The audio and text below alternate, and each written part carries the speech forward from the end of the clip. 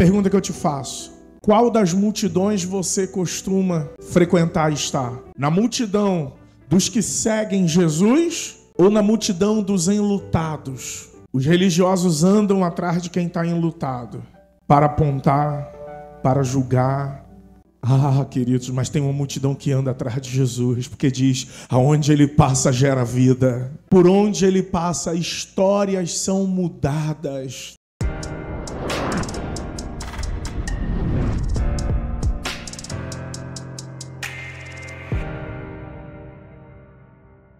Lucas capítulo 7, por gentileza, nós vamos ler a partir do verso 11.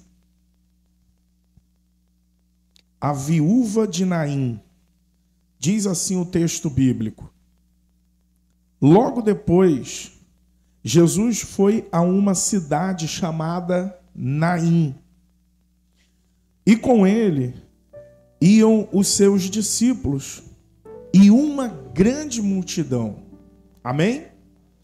Nós vamos continuar lendo, mas deixa eu esclarecer aqui um ponto. Naim era um pequeno vilarejo que ficava em volta de Cafarnaum,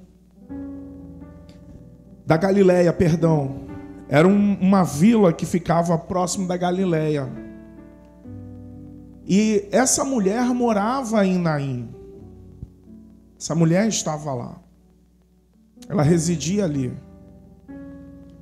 E a Bíblia vai nos mostrar que ela era, além de viúva, agora ela estava perdendo o seu filho. Todos nós sabemos que as mulheres, elas sempre tinham uma dependência econômica dos homens. E quando não tinha o marido, quem fazia esse papel era o filho.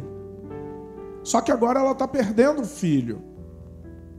Duas coisas essa mulher ela tinha uma certeza: de que ela seria empobrecida, iria ficar provavelmente muito pobre, e que ela seria desprezada, porque já não teria ninguém para ajudá-la. Então o texto bíblico diz que Jesus está indo exatamente para Naim. Eu sempre percebo como Jesus vai ao encontro dos irmãos. Eu fico olhando as nossas histórias e onde haveria de existir luto e dor, Jesus sempre marca o encontro conosco. E ele está indo para aquela cidade. No verso 12, diz assim: ao se aproximar da porta da cidade, estava saindo o enterro do filho único de uma viúva. E uma grande multidão da cidade estava com ela. O que é que nós percebemos?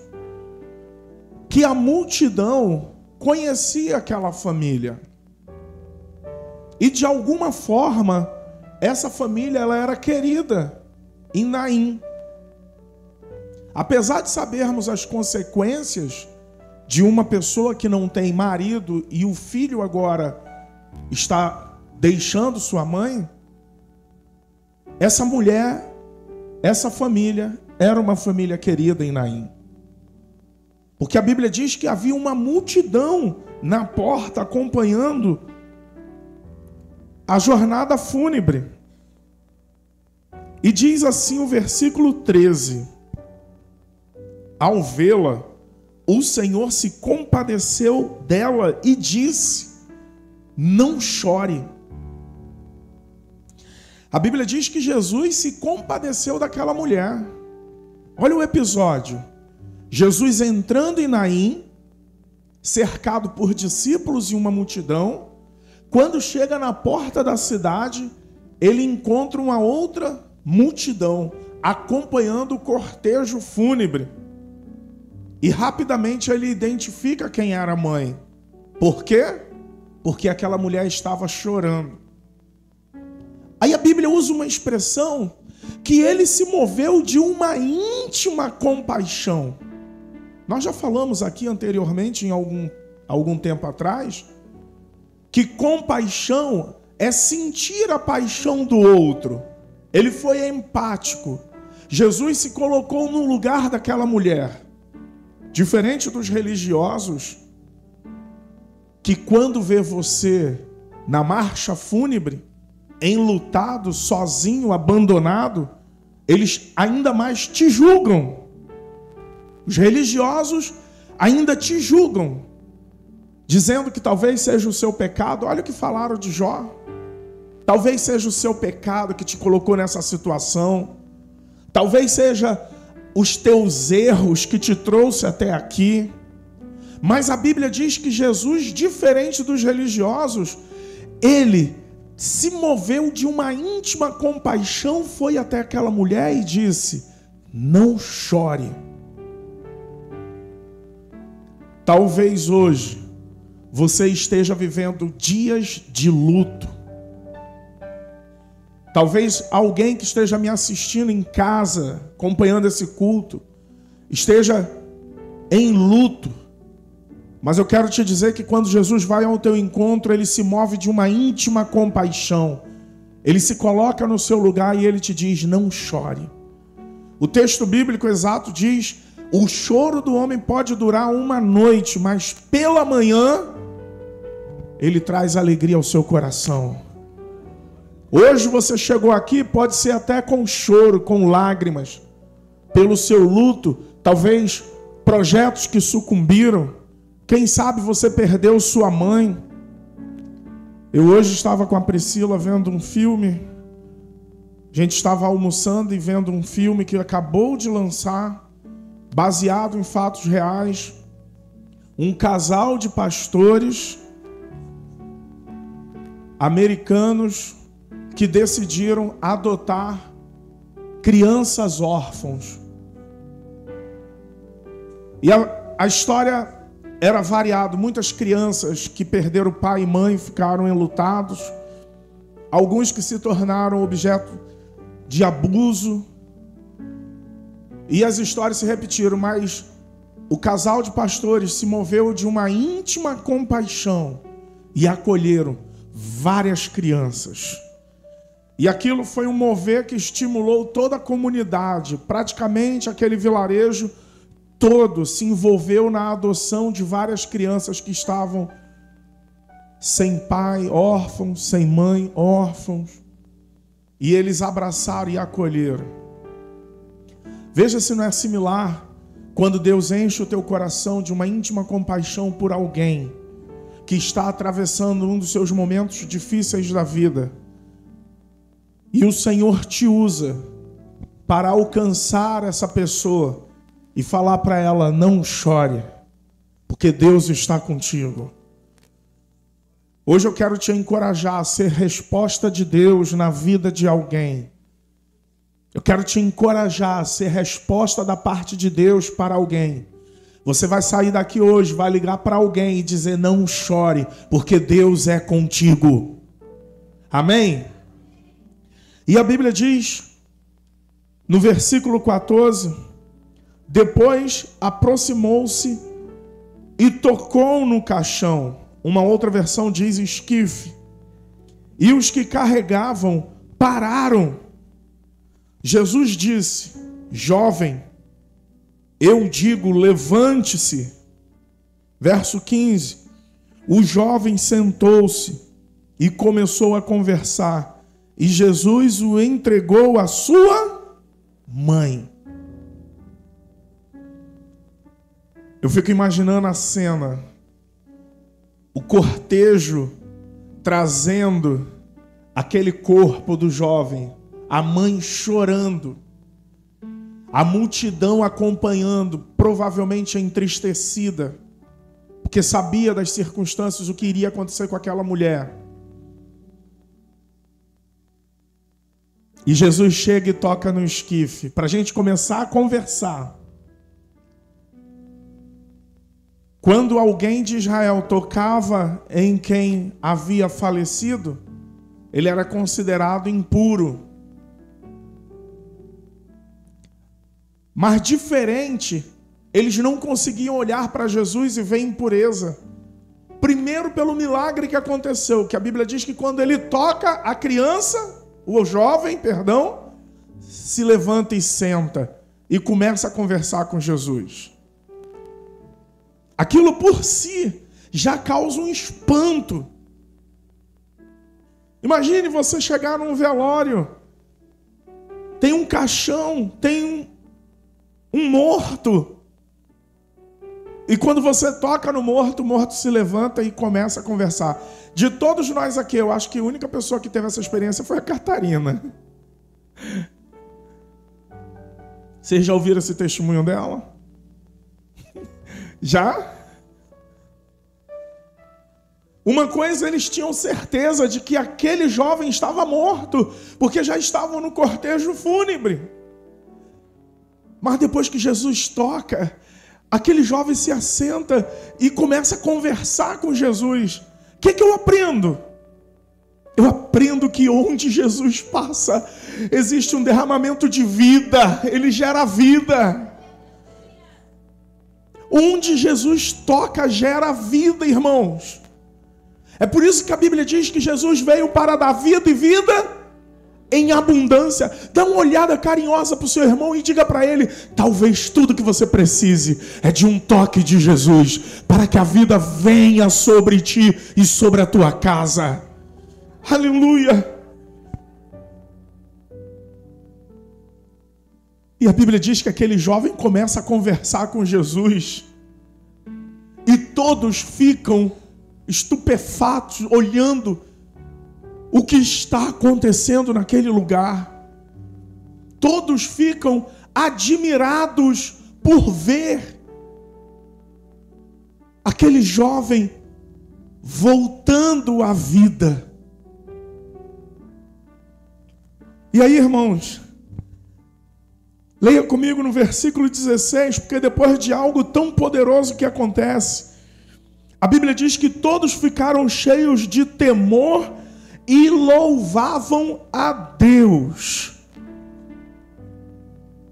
E entre aspas, olha o que eles diziam: um grande profeta se levantou dentre nós. Diziam eles: Deus interveio em favor do seu povo. Ele já não estava mais olhando que a vida chegou apenas para aquela mulher na sua casa que estava enlutada, mas ele estava falando: o seu povo foi favorecido.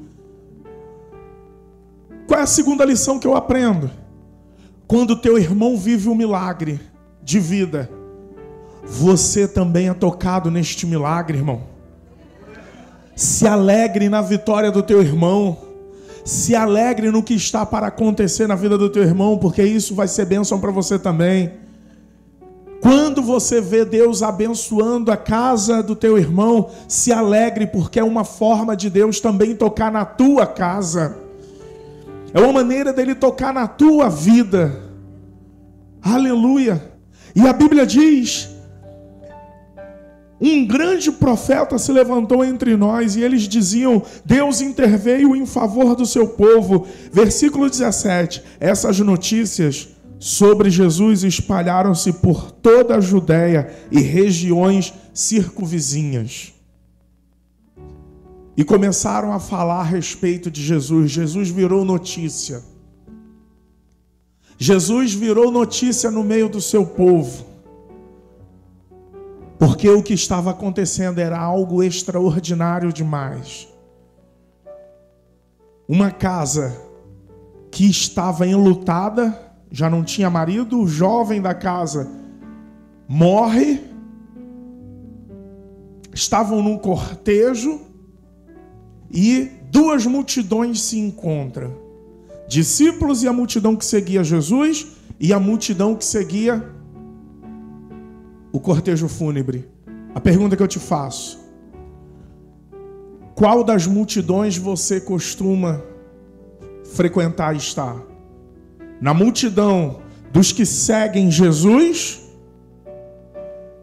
ou na multidão dos enlutados? Na multidão daqueles que ficam testemunhando da morte na vida alheia? Os religiosos, eles não reconheciam Jesus, mas eles reconheciam todos os enlutados. Os religiosos andam atrás de quem está enlutado, para apontar, para julgar, para mostrar as desventuras. Alguns dos religiosos até mesmo para se nutrir da tristeza alheia. Ah, queridos, mas tem uma multidão que anda atrás de Jesus, porque diz, aonde ele passa gera vida. Por onde ele passa, pessoas ressuscitam. Por onde ele passa, histórias são mudadas, transformadas. Alguns de nós aqui éramos mortos e passamos a ter um encontro com Jesus. Preste atenção, queridos, porque nós temos várias lições nesse texto. E eu quero dividir com você essas lições. Quando Jesus interrompe esse cortejo, eu não sei se você teve a curiosidade de ver o contexto bíblico que já vinha acontecendo antes. Leia comigo, por gentileza, do versículo 1. Porque não foi um milagre isolado na vida dessa viúva. Versículo 1. Tendo terminado de dizer tudo isso ao povo, Jesus entrou em Cafarnaum. Ali estava o servo de um centurião doente, quase à morte, a quem seu senhor estimava muito. Antes de chegar na casa, na história da viúva, na entrada de Naim, Jesus encontra um centurião. E o servo do centurião, a quem muito centurião estimava, amava. A Bíblia diz que estava acometido de uma enfermidade à beira da morte. E olha o que o texto bíblico diz, no versículo 3. Ele ouviu falar de Jesus e enviou-lhe alguns líderes religiosos dos judeus pedindo-lhe que fosse curar o seu servo. Uma coisa interessante, porque quando ele manda recado, manda pelos religiosos. E os religiosos vão lá falar com Jesus. No versículo 4. Chegando-se a Jesus, suplicaram-lhe com insistência: esse homem merece que lhe faças isso, porque ama a nossa nação e construiu a nossa sinagoga. Jesus foi com eles. Já estava perto da casa quando o centurião mandou uns amigos dizerem a Jesus: Senhor, não te incomodes, pois não mereço receber-te debaixo do meu teto. Por isso, nem me considerei digno de ir ao teu encontro, mas dize uma palavra a meu servo e ele será curado. Olha o que o centurião diz. Ele fala: eu podia ter ido, Senhor Jesus, falar contigo, mas eu me senti indigno. Eu não sou digno. Por isso eu não fui pedir meus amigos para irem falar com o Senhor. Mas a Bíblia diz que Jesus, quando ouve o seu pedido, Jesus vai até ele. Mas ele disse: eu rogo-te que envie só uma palavra e o meu servo será curado. Eu não sei você, mas eu percebo que a fé deste homem era uma fé genuína. Era uma fé transformadora. Era uma fé que ele sabia que algo podia acontecer se Jesus mandasse uma só palavra. Amém? Se você puder, olha para o seu irmão e diga assim: uma palavra pode mudar a tua história. A Bíblia diz: crede no Senhor e sereis salvos. Crede nos seus profetas e prosperareis. Uma palavra pode mudar a história de uma pessoa. E essa palavra pode sair dos seus lábios. Se você falar com fé, em nada duvidando, Deus pode honrar essa palavra. Você lembra de alguém que está precisando de uma palavra transformadora? Se você lembra de alguém que precisa de uma palavra transformadora, levanta a tua mão e dá um glória.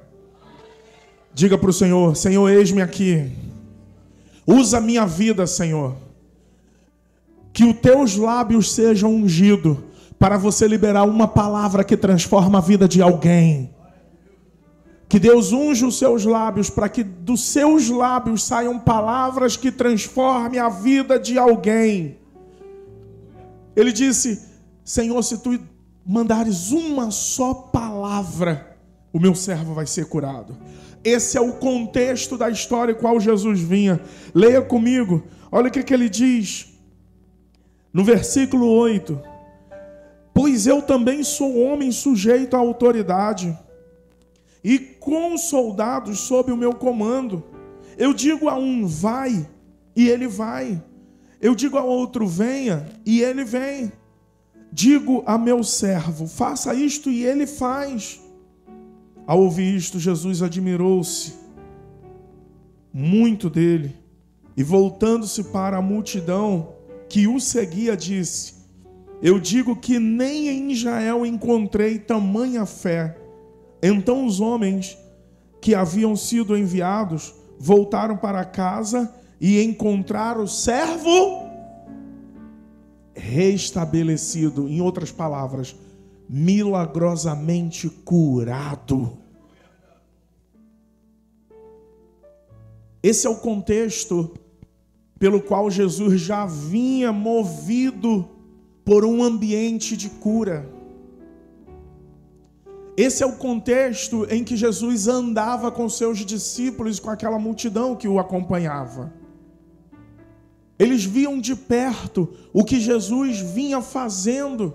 Então, eles não duvidavam, porque eles já estavam vivendo isso, vendo o que estava acontecendo. É interessante porque quando nós estamos junto com os irmãos, nas células, nos grupos familiares, a gente fala do nível de pastoreio. O primeiro é gerar comunhão. Não tem como viver um ambiente de cura se não houver um ambiente de comunhão. O que é comunhão, irmãos? É ter tudo em comum. Jesus não vai curar os de fora e deixar enfermos de dentro. Para que todos sejam usados em cura, eles não só têm que ver, mas viver, experimentar. E todos eles, quando seguiam Jesus, estavam num ambiente que gerava vida. Não era triste andar com Jesus, irmãos. Não havia tristeza em andar com Jesus. Logo, o ambiente que Jesus criava era um ambiente de crença, de comunhão. Primeiro nível de pastoreio é de comunhão, de um conhecer o outro. Opa, peraí, meu irmão, esse aqui vai orar, porque esse irmão aqui é usado em oração. Não, se tiver que cantar, esse irmão aqui, ele vai fazer o louvor. Isso é ambiente de comunhão, ambiente que se conhecem. Primeiro nível de pastoreio é ambiente de comunhão. Eu não acredito que há bênção fora da comunhão dos santos. Tudo que Jesus fazia, irmãos, estava dentro desse ambiente de comunhão. É por isso que nós falamos para os irmãos: não falte a célula, porque é naquele ambiente de comunhão que Deus vai operar milagre. É naquele ambiente de comunhão que Deus vai te fazer conhecido e suas necessidades ser supridas. Mas lembra que nós lemos do texto da leitura de hoje de Juízes, capítulo 17, verso 4. Cada um fazia o que dava em sua mente. Isso não é ambiente de comunhão. Primeiro nível de pastoreio é ambiente de comunhão. Segundo, ambiente de cura. Jesus, ele fazia questão que seus discípulos andassem com ele. Por quê? Porque iam ver curas e iria criar fé no coração deles. Eu vou falar uma coisa contigo. Eu gosto muito de andar com gente que tem uma palavra de fé e ousadia. É ruim quando você anda com pessoas que ela duvida de tudo. Não, eu creio, meu irmão, que Deus pode abrir uma porta de emprego para o seu esposo, para o seu filho. Ah, será que vai abrir? Está tão difícil a coisa, pastor. Ai. Essa pessoa precisa andar num ambiente onde ela veja Deus agindo. Não, irmão, não, eu creio. Meu irmão, eu creio. Eu creio sim, porque Deus fez na minha vida. Ele já abriu portas tremendas para mim, então eu creio que Deus é um Deus que pode abrir porta. Jesus andava com seus discípulos e no meio dos discípulos aquele ambiente era preparado para que a qualquer momento acontecesse uma cura milagrosa. Primeiro nível de pastoreio é trabalhar a comunhão dos santos. Segundo, trabalhar a crença, a fé. E é importante que você ande com os irmãos que tenha mais fé, se for possível, que você. Porque você vai ver o que Deus está fazendo. Isso desperta fé no coração de quem vê, quem está vivendo aquilo ali. Amém, irmãos? Perceba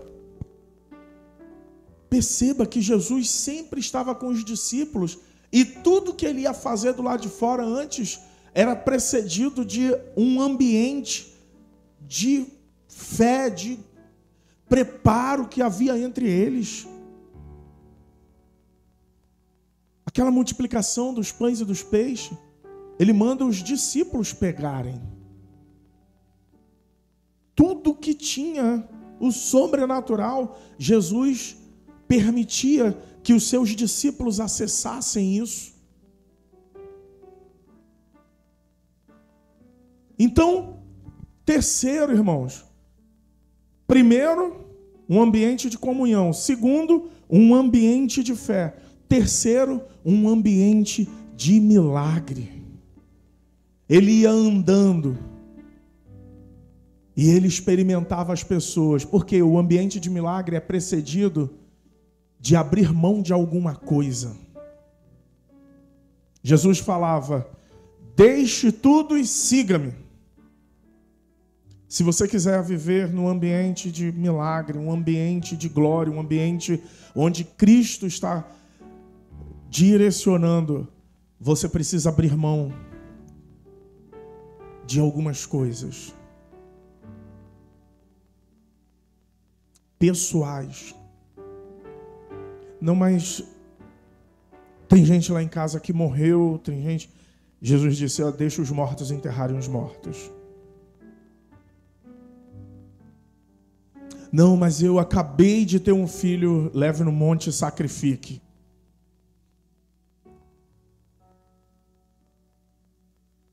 Não, Senhor, mas olha, eu já tenho guardado todos os mandamentos, eu sei o que é servir a Deus. Então pega todos os teus bens, vai, vende, dá aos pobres, depois você me segue. É uma escolha, é uma decisão. Andar com Jesus implica exatamente nisto. Viver num ambiente de comunhão, ter tudo em comum, repartir o que você tem com o teu próximo. Segundo, ambiente de fé, onde a fé é trabalhada. E terceiro, ambiente de milagre é um ambiente onde as pessoas abrem mão de algo pessoal para viver. Eu gostava da frase: você quer ter o que nunca teve? Faça o que você nunca fez. Você quer ter algo que nunca teve? Faça o que você nunca fez. Abra mão. Abre mão. Entregue.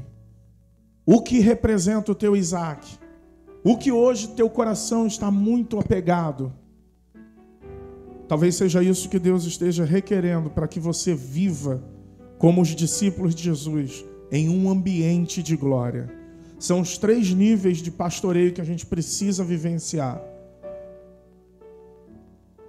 Viver na comunhão, viver num ambiente onde nossa fé é tratada, e terceiro, viver num ambiente de milagre, onde nós abrimos mão do que temos para receber o que não temos. Amém, irmãos? Então, Jesus vem nesse pique, Jesus vem nesse contexto E quando ele entra na cidade de Naim, quem ele encontra? Tristeza e luto? Não, a Bíblia diz que aquela multidão estava triste, a mulher estava enlutada. Mas a Bíblia diz que quando Jesus olha, ele percebe que é um ambiente propício para viver mais um milagre. Aleluia. Aleluia. Como você recebe as notícias? Nossa, morreu jovem. Essa mãe está muito triste, está chorando. Você pode ser contaminado por aquele ambiente de luto, ou você pode ser contaminado, lembra, pela sua comunhão, pela sua fé que foi trabalhada, pelo ambiente de milagre, abrindo mão de tudo para ver a glória de Deus se manifestar. Quando ele encontra com aquela multidão vindo no cortejo fúnebre, a Bíblia diz que ele não chora, ele consolou a mulher. Mas ele não ficou chorando. Ele consolou a mulher, ele não ficou triste chorando. A Bíblia diz que ele falou, não chore. Quando ele tocou no esquife, o menino se levantou e ele começou a conversar com o menino. E aí a Bíblia diz que todos foram tomados de um temor terrível. Quem é este? Que até o mar, o vento, a tempestade lhe obedece. Aleluia. Esse é o homem, aquele que Jesus, aquele que Deus enviou, esse Filho de Deus, que tem nos céus e na terra todo o poder, e que uma palavra dele pode mudar a nossa sorte. Por isso, irmãos, que eu quero dizer para vocês nessa noite, se tem um lugar que a gente tem que estar, é nesse ambiente. Se tem um lugar que nós temos que estar, é na comunhão dos santos. Se tem um lugar onde Deus quer que você esteja, é nesse ambiente onde os discípulos têm a fé forjada, trabalhada. É onde você não se desespera com as adversidades da vida, mas é onde você sabe que está recebendo o cuidado daquele que tudo pode. Aleluia. Preste atenção, irmãos. 3 lições que a viúva de Naim nos dá, que eu aprendo com esse texto. A primeira coisa, que mesmo ele sendo Deus, ele conhece a nossa dor. Ele conhece onde está a nossa dor. Ele sabe como está o teu coração, ele sabe como está a tua mente, ele sabe o que tem te preocupado, ele te conhece. Ele te conhece no seu interior. A Bíblia diz que ele se moveu de uma íntima compaixão. Isso quer dizer que ele sabe o que está dentro de você, amém? É a primeira lição que eu aprendo. Em um momento de dor, irmão, confie que Jesus está no controle de tudo. Nivaldo estava aqui falando, dividindo, que alguém cometeu suicídio lá onde ele estava. Normalmente essas pessoas, elas tiram o olhar daquele que tudo pode. E elas querem resolver um problema que talvez já esteja passando de forma definitiva, querem logo resolver. Segunda lição que eu aprendo com essa mulher de Naim, a viúva de Naim. Jesus tem uma compaixão que transforma. A compaixão dele, de se colocar no lugar daquela viúva, transformou a vida daquela mulher. Os medos, os receios, as lutas que ela estava vivenciando, Jesus sabia, conhecia de todas elas. E quando ele toca no esquife, ele sabia que aquele jovem era a esperança daquela mulher. E terceiro, você tem que crer que Jesus é o Senhor da vida e da morte. Amém? O episódio com esta viúva nos traz essas 3 lições. Ele conhece a nossa dor. 2, a compaixão de Jesus é poderosa para transformar qualquer situação. E 3, Jesus é o Senhor da vida e da morte. Amém? Não se desespere. Ele está cuidando de todos nós. Ele sabe onde está doendo.